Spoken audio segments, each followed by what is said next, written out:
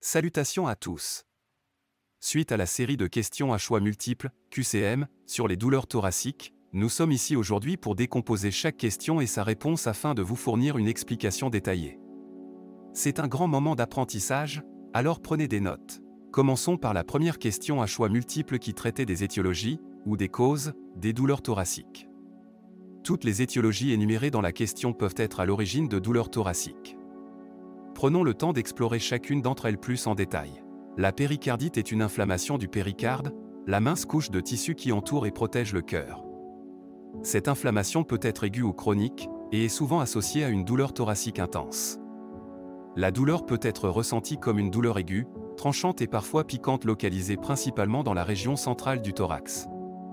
Elle peut s'aggraver lorsqu'on respire profondément ou lorsqu'on se couche, et peut être soulagée en se penchant en avant. Une dissection aortique est une déchirure dans la paroi de la plus grande artère du corps, l'aorte.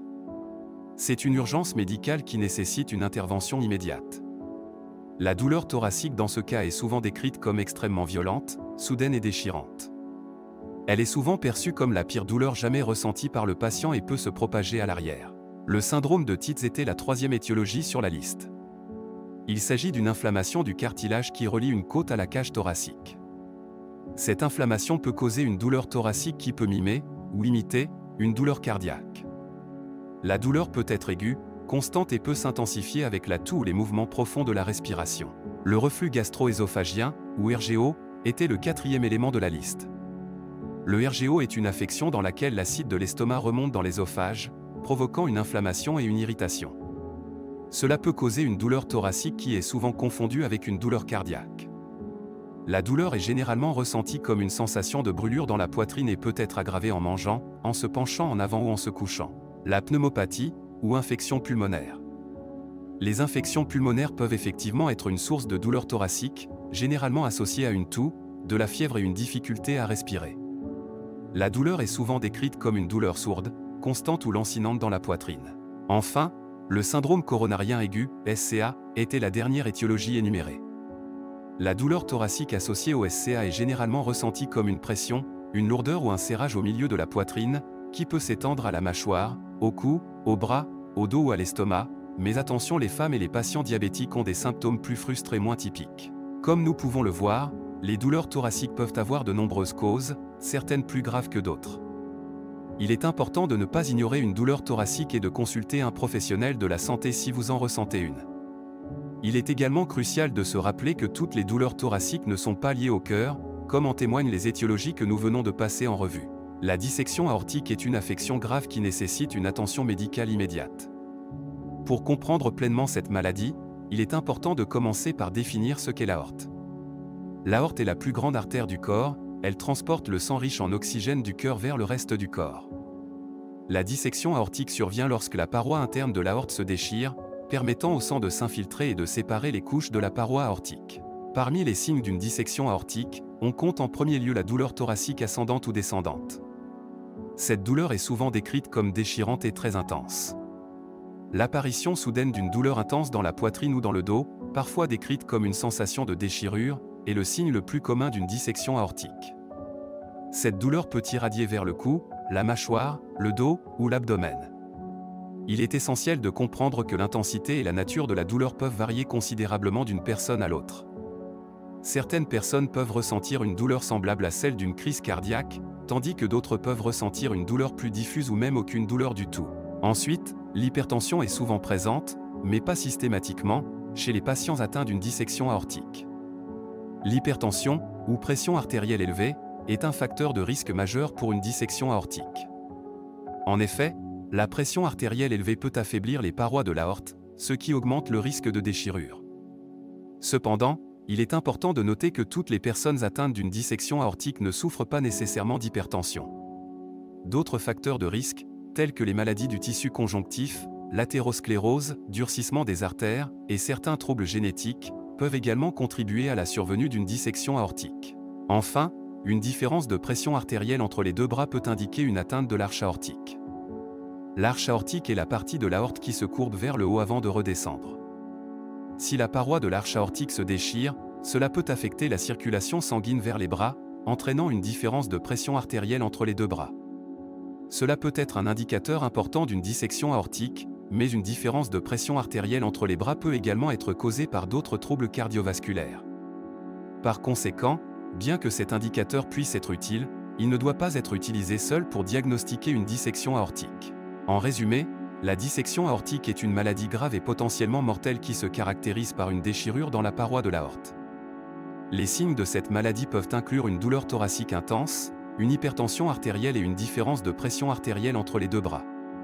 Il est important que les professionnels de la santé soient capables de reconnaître ces signes afin d'assurer un diagnostic et un traitement rapide. Cependant, ces signes ne sont pas systématiquement présents et ne doivent pas être utilisés seuls pour diagnostiquer une dissection aortique. Il est essentiel d'adopter une approche globale de l'évaluation des patients présentant des douleurs thoraciques pour assurer un diagnostic précis et un traitement approprié.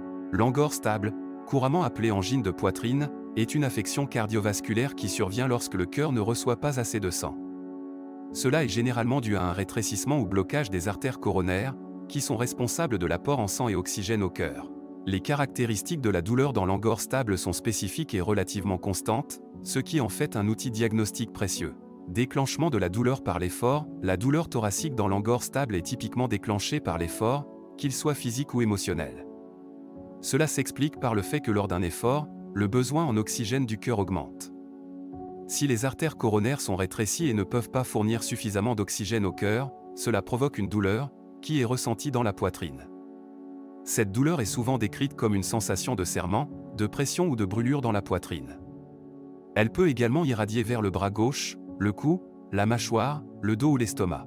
Soulagement de la douleur par le repos ou la trinitrine. La douleur thoracique de l'angor stable est typiquement soulagée par le repos, car en réduisant l'effort, la demande en oxygène du cœur diminue, et les artères coronaires sont en mesure de fournir suffisamment d'oxygène pour répondre aux besoins du cœur, ce qui diminue ou fait disparaître la douleur.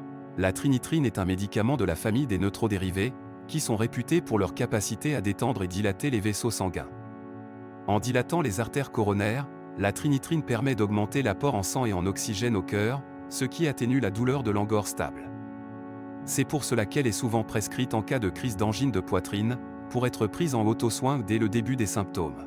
Le diagnostic correct de l'angor stable est important, car la prise en charge thérapeutique et le pronostic peuvent être très différents selon la cause de la douleur thoracique. Par exemple, une douleur thoracique due à une angine de poitrine nécessite un traitement médicamenteux et éventuellement une procédure de cathétérisme cardiaque pour dilater ou contourner les artères coronaires rétrécies. En revanche, une douleur thoracique due à une maladie de l'ésophage ou à une affection pulmonaire nécessite un tout autre traitement. C'est pourquoi il est crucial de bien comprendre les caractéristiques de la douleur thoracique, afin de pouvoir orienter correctement le diagnostic. En résumé, l'angor stable est une affection cardiaque qui se manifeste par une douleur thoracique déclenchée par l'effort et soulageable par le repos ou l'administration de trinitrine. En raison de la gravité potentielle de cette maladie, il est important de reconnaître rapidement ses symptômes et de rechercher un traitement approprié. Comprendre les mécanismes sous-jacents de la douleur thoracique et de son soulagement peut aider à faciliter ce processus. Il existe de nombreux examens complémentaires utilisés pour évaluer et diagnostiquer ce type de douleur. Les trois principaux et plus fréquents examens utilisés sont l'électrocardiogramme, le dosage des troponines et la radiographie pulmonaire. Nous allons maintenant détailler ces trois examens. L'électrocardiogramme, souvent abrégé ECG, est un examen essentiel pour évaluer l'état cardiaque. En effet, la douleur thoracique peut être un signe de problème cardiaque. L'ECG est un examen non invasif qui enregistre l'activité électrique du cœur. En d'autres termes, il mesure les variations de tension électrique qui sont liées à l'activité cardiaque. Cet examen est généralement effectué en position allongée, et les électrodes sont placées sur le torse, les bras et les jambes du patient.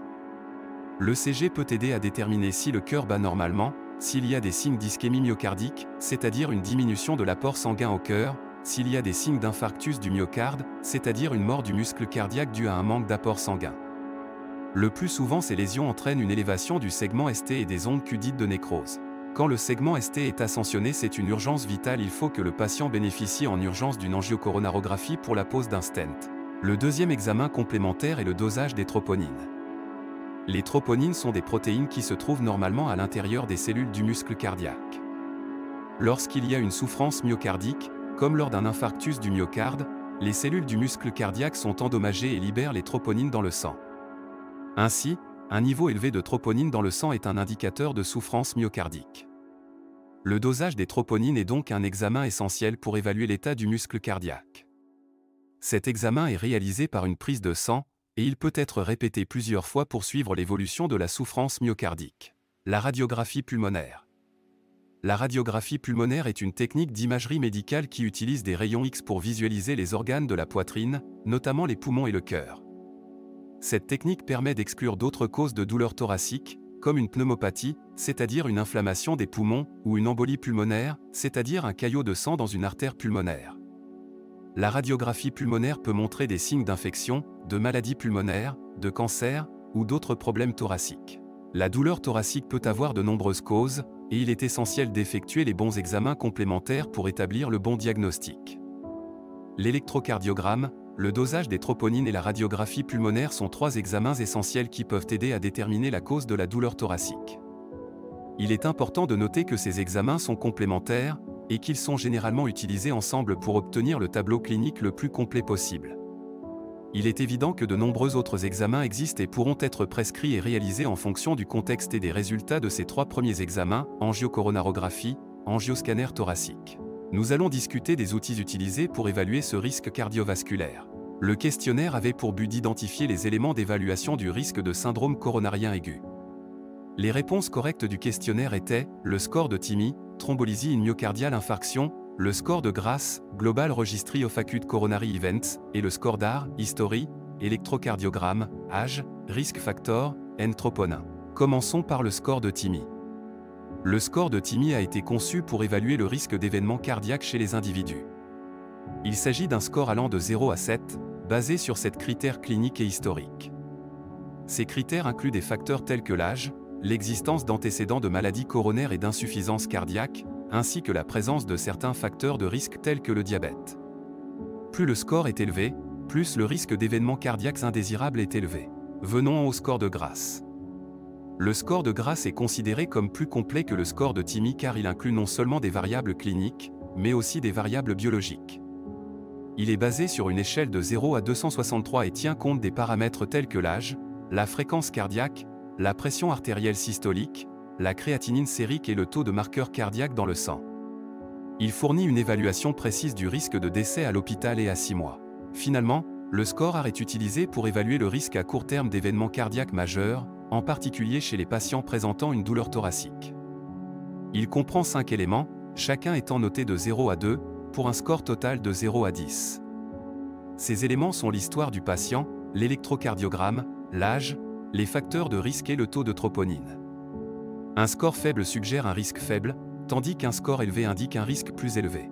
Il est important de noter que ces scores sont des outils d'aide à la décision, ils ne remplacent pas le jugement clinique. Ils sont destinés à aider les médecins à déterminer à quel point un patient présentant une douleur thoracique est à risque d'événements cardiaques majeurs.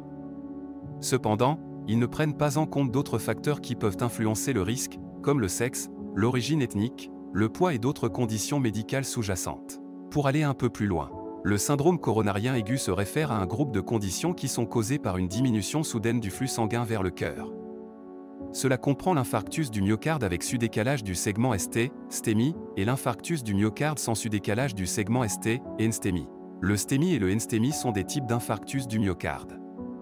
Dans un STEMI, une artère coronaire est complètement bloquée, provoquant des dommages importants à une partie du muscle cardiaque.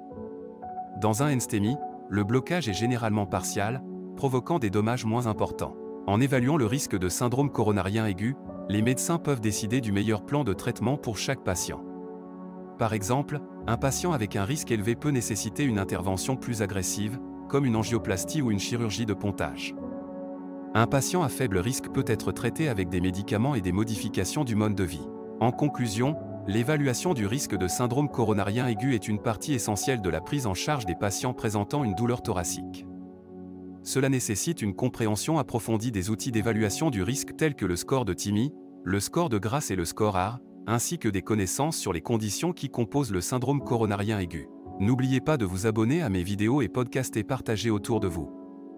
Un grand merci à ceux qui le feront. À bientôt.